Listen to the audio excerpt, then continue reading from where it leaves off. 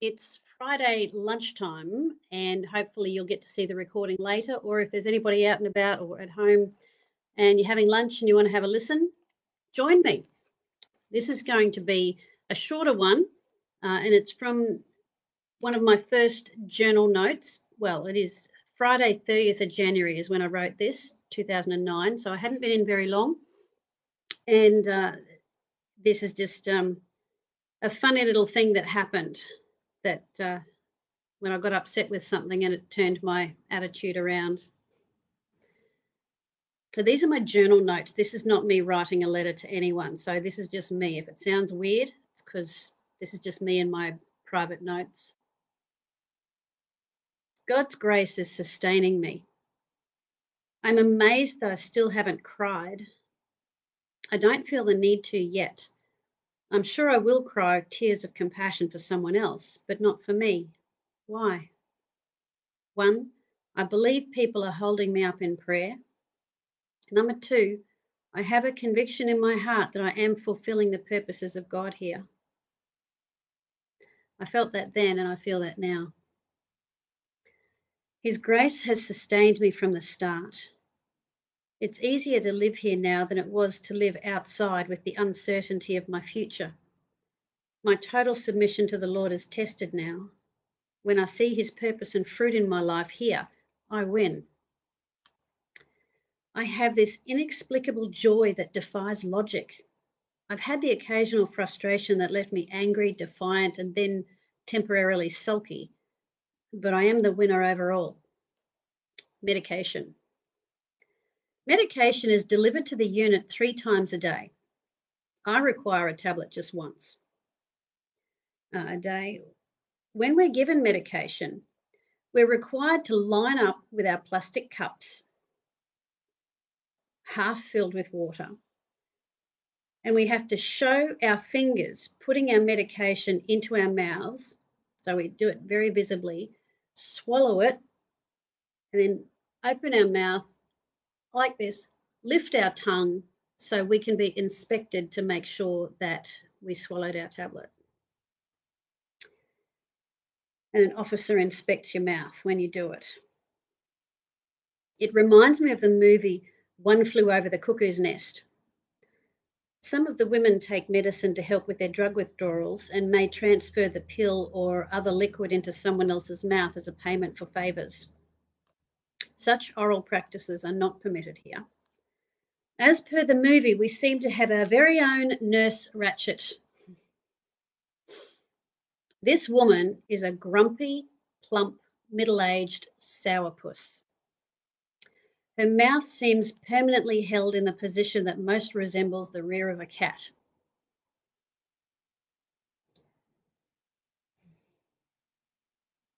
She was just so typically that stereotype of the disapproving aunt, and she had the hair sort of very typical, but just this whole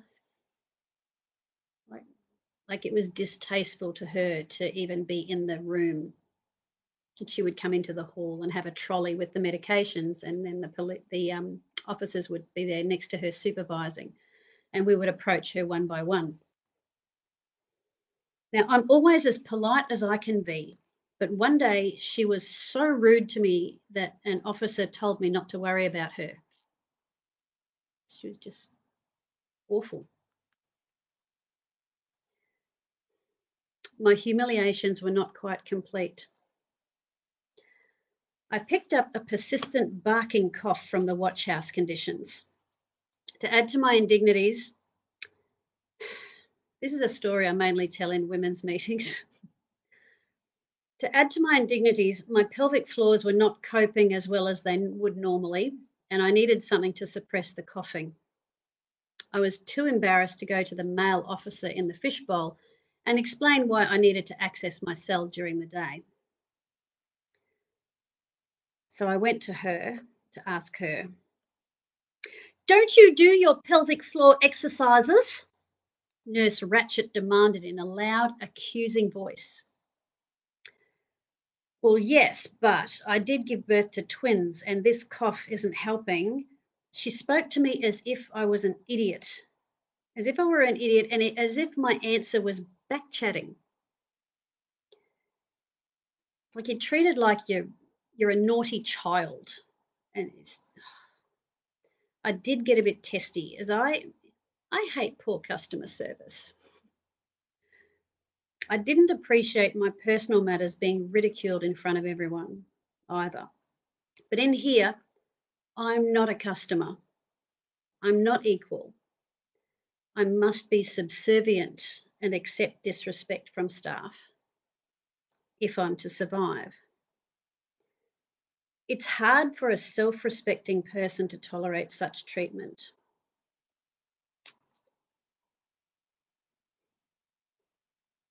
Given what's going on this week, it's kind of like white privilege getting a surprise at being treated like so many dark skinned people get treated every day. It's been very disturbing to get in touch with my African American friends and Indigenous friends and hear how things really are with them. Like I knew it before, but now I'm very aware of it with what's been going on.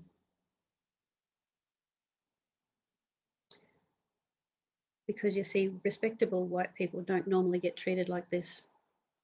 Anyway, I normally speak to the staff the same way I would if I were dealing with people from another business. We are incarcerated. However, in theory, we're supposed to be treated with manners.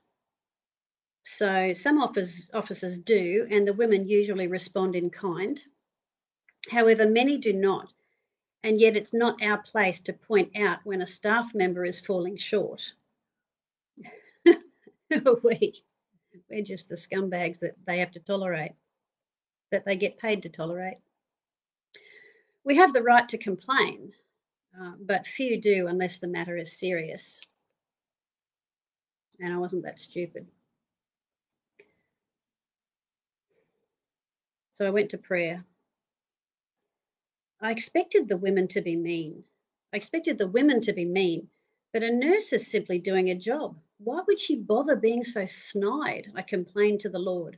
Time for an attitude test. I began praying for this horrible woman. Some of you know that now I do workshops in how to get revenge on the devil. And the best way to get revenge is to do the opposite of what your flesh wants to do, because that's how the enemy sets you up. He wants you to react the way your flesh wants to. But when you do the opposite of what he wants, and you do what Jesus said and pray for your enemies and do good to those who hurt you, you're doing the opposite of what the enemy wants. And maybe he'll back off, because, if he knew that you would react in a good way, he might think twice about his attacks, maybe. So, yes, I began to pray for this horrible woman. I'm sure she's lovely to those who matter to her. She's probably a sweet grandma. Perhaps she just hates her job.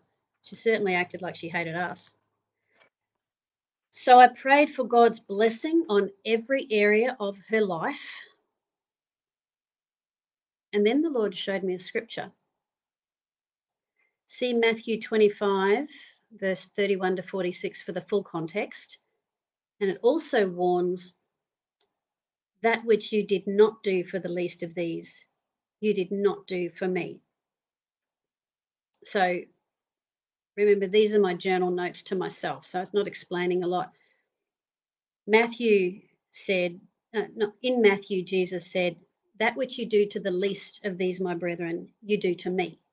So how you treat the least important person in your world, what you do to them or don't do to them, you're either doing or not doing to Jesus. Now, whether you believe in him or not, it's a brilliant principle to bear in mind for personal character. Yeah. So all this justification of and resentment against minorities complaining, shut your mouth, because you just don't know what you're talking about. You've got it good if you're not one of them. And they are the least in society, in the society that our society has made. So how you treat them, how you scorn them, how you're resentful of them, that's your Jesus. Anyway, I felt the Lord ask me, who are the least in society? And I said, I'm just about to contradict myself, but here we go. I think it's us, Lord, I answered. People feel sorry for abused children, the handicapped, the sick, and the mentally ill. But we prisoners are despised. That's right. And yet she serves you. The irony was not lost on me. God has a great sense of humour. This woman who despised us was standing at a trolley and serving us our medication. What she was doing to us, she was doing to Jesus. Now, what was funnier was when I shared that revelation with the nurse the next day. Yep, I did that. There's a part of me that is a little cheeky about the things of God, and I wanted to see her response. How could I not? So, as she served me, I thanked her politely and I said, you know, the Bible says when you're serving us, you're serving Jesus. She looked stunned. Well, I don't believe that. I smiled at her and replied, it doesn't matter if you believe it. We are the least in society. What anyone does to us, they do to Christ. So thank you. Move along, Jenkins. I'm sure the supervising officer was hiding a smile. Perhaps the Lord will touch her and perhaps not. It's not my call. Sometime later, I was called to the medical centre to have another box ticked. Box ticking is a term I use to describe pointless activities that provide proof of the fulfilment of their duty of care obligation. It doesn't mean issues are addressed properly. The doctor was quite nice and he spoke kindly, and I shared my revelation about the least among you with him, told him the story. This time he was surprised but pleased. I try to do my best, he said. I offered to pray for him and he accepted. There at his desk, I took his hand and prayed for God to move in his life. He was touched and he thanked me. That would have been very much against the rules, and he could have got in trouble for that. Fortunately, no officer could see us. What a strange tableau we would have made. Out in the yard, I noticed a young girl with a Bible. She sat quietly at the end of the bench and opened it. I smiled to myself. How nice, I thought. Then as I watched, she turned to the back pages where I noticed she had been snipping in lengths. Then it dawned on me. She was not looking up the concordance. I laughed at myself as she tore off one of the lengths and filled it with tobacco, making an improvised cigarette. Well, it's the right paper for it, I thought wryly. 2 chaplains came through like a refreshing stream. They prayed for anyone who wanted prayer. I was surprised at how many did. One of them promised to call my family because my phone account was not yet connected. Chaplains have since been advised that they're not permitted to contact families on behalf of the inmates. Amanda and I stuck together for support. We had to share a cell, and while we'd have preferred having our own, it was good to be there for one another. So that's today. Feel free to like it, share it. I don't mind it being out there. And if it's a blessing to you and it gave you a laugh, maybe pop a comment in the comments just to let me know if you enjoyed it. All right. Bless you heaps. See you tomorrow. Bye-bye.